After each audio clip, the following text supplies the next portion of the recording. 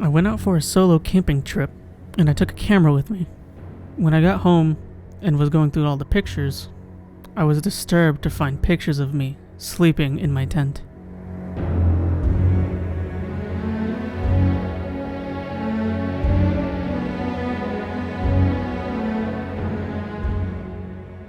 Good evening, ladies and gentlemen. Welcome back to another episode of this season of Samhain podcast. I hope you got your drinks, your food, your emotional support pet, as we are about to begin.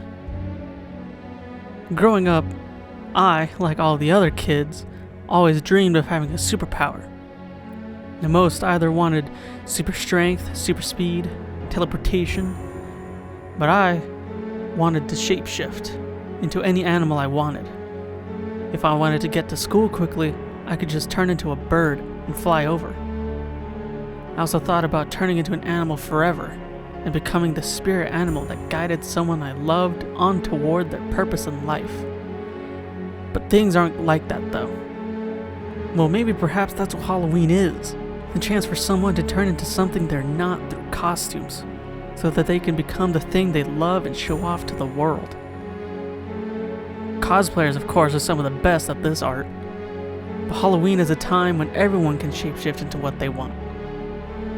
Now, of course, we need costumes to do this. But what about the things out there that can shapeshift? The monsters that will hunt you down and sneak up on you when you least expect it, disguised as some fluffy bunny or something. Shapeshifters are a known phenomenon all around the world. The Native Americans in the southwest United States knew of such a creature. They called it a Skinwalker.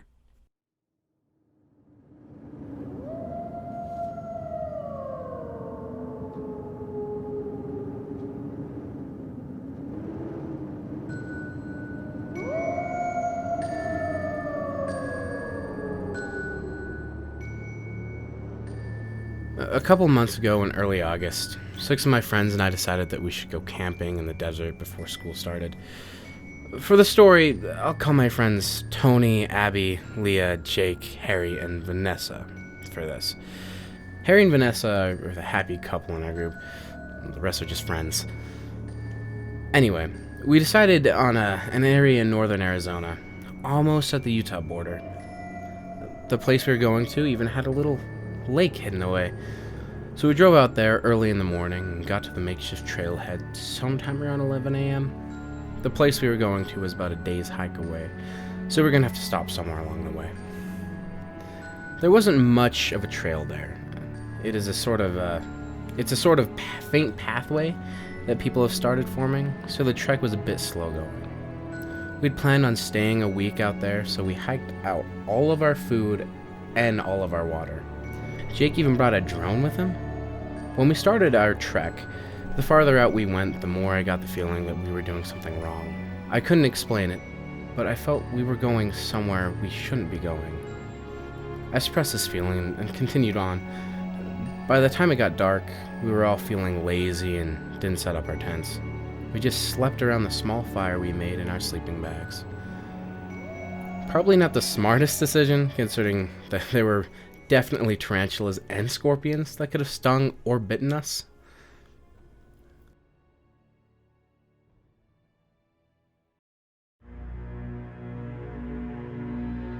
That night, as the last bit of light was going away and we were all falling asleep, I couldn't help but feel like we were being watched. I figured it was just my imagination because of how dark it was, but I couldn't really shake it. At some point, I had drifted off, but I woke up to the sound of something moving around in the surrounding bushes. I didn't think much of it. I figured it might have been one of the others taking a leak, and I fell back to sleep. In the morning, we continued on our way to our campsite. It was about 4 o'clock when we found the perfect spot. It had large rocks that formed a sort of cave. There was a large opening facing where we came from, and a small opening at the other end with a trail that led to the lake. Luckily, it looked like we had an entire area to ourselves.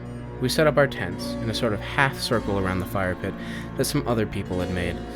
I bunked with Jake. Abby and Steph bunked in the tent next to us. Tony had his on the other side of Abby and Steph. Then Harry and Vanessa shared a tent opposite of us, apart from everyone. Get a little privacy, I guess. After we ate our dinner, we sat around the fire and talked about going to the lake tomorrow. We tucked in early so that we could get up early for the lake. Plus, we were just tired.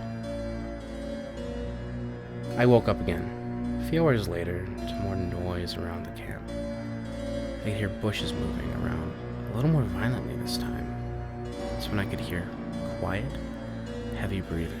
It was echoing off the cave wall toward me. But then I realized that Harry and Vanessa were quietly trying to have sex.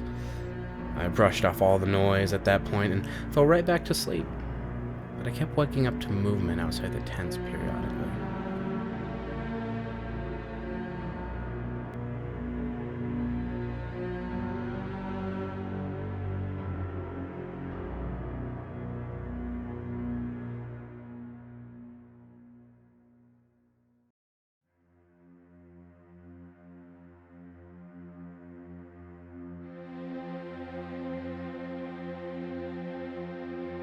Around 8 that morning, we all got up and had breakfast. I complained that I couldn't sleep because of the heavy breathing and other unpleasant noises on top of the bushes moving around us. We all sort of laughed as they got embarrassed. Anyway, we left for the lake shortly after that. Along the way, Jake brought out his drone to capture the scenery. As he was flying it, he noticed something walking along with us some 100 feet away. I looked over and saw that it was a coyote. First thing that popped into my head was the food. We didn't have anything to properly secure it, so I told everyone that we should do something about that when we got back. Jake showed everyone the coyote and then proceeded to scare it away by chasing it with the drone. We got to the lake and had our fun. Then after a few hours, I noticed that the same coyote was back. He was standing with all of our stuff. He was growling, barking at us, and we all sort of panicked trying to figure out what to do. We tried to get as close as we can and throw water at it to try to scare it away. It seemed to have worked, but we got all our stuff wet in the process. Small price to pay, I guess. I mean, our clothes dried by the time we got back to our camp. Or what was left of it.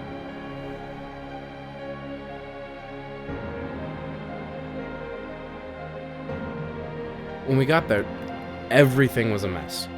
Tents were flipped over, our packs were open, and food scraps were everywhere. Someone had stolen most of our food. We all stood there upset and confused. I asked myself, what kind of sick prank is this? I even asked myself the crazier notion. Did the coyote do this in revenge? Thankfully, we still had plenty of water, but since we virtually had nothing left to eat, we had to cut the trip short.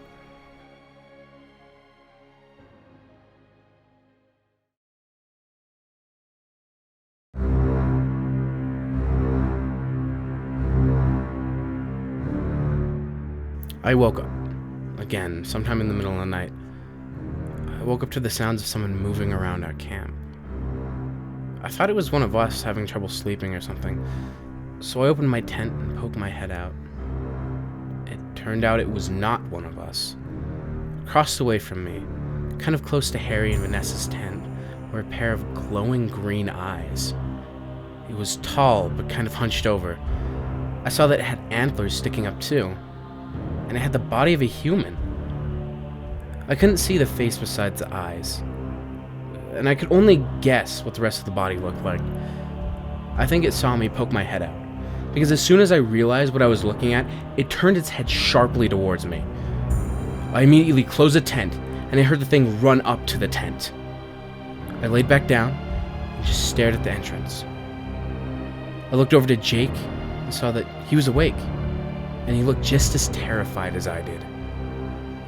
It ran its fingers across the canvas of the tent as it moved around and around and around the tent. I ducked my head into my sleeping bag and shut my eyes. It moved on to the other tents and did the same thing. Walk in circles around the tent, dragging its fingers. At some point, I must have fallen asleep, because before I knew it, it was morning.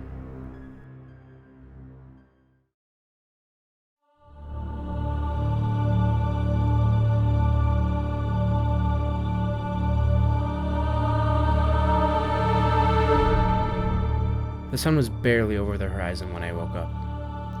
Remembering what happened that night, I hoped that it was just a dream, that I was just losing it.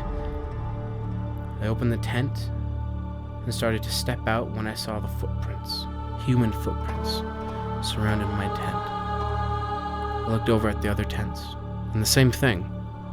Bare, human footprints walking around each of our tents, just like I thought it did that night. I freaked out and shouted for everyone. Get up! Get up, everyone! Someone was here! I walked around our camp as I heard everyone stirring awake, and I followed the tracks. It came and went in the same direction as the lake. Tony was the first one to poke his head out. Tired and irritated, he asked what was happening. I told him to look around as the others poked their heads out too. They looked at the footprints, confused, then back to me.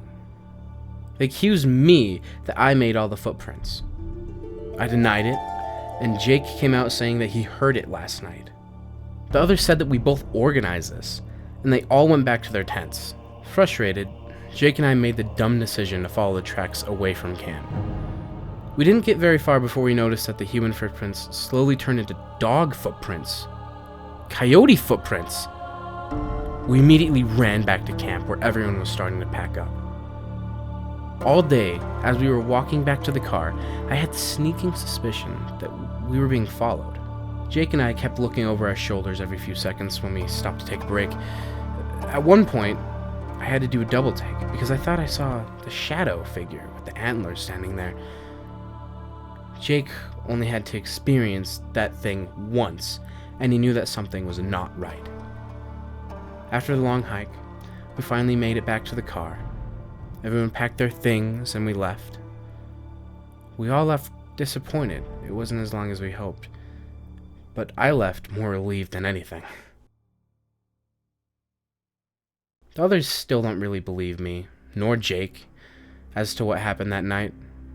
Looking back though, I don't really think that thing meant us any real harm.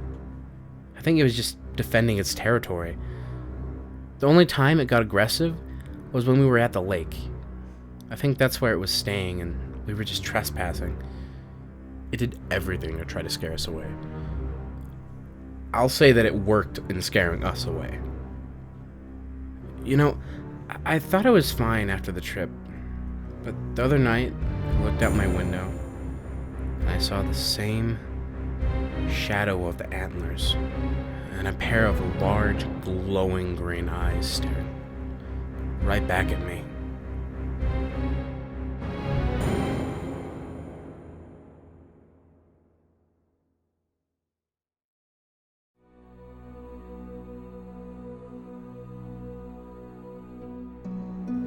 Thank you everyone again for listening to this episode of the Season of Samhain podcast. Please leave a like, comment, and subscribe for more. Ding that notification bell so you know when content is available for your consumption. So good. Please come back tomorrow for a new episode of the Season of Samhain. Good night everyone, and remember, keep that fire, the fire that is inside of you, the fire in your heart, the literal fire in your fireplace, should you have one, keep it burning.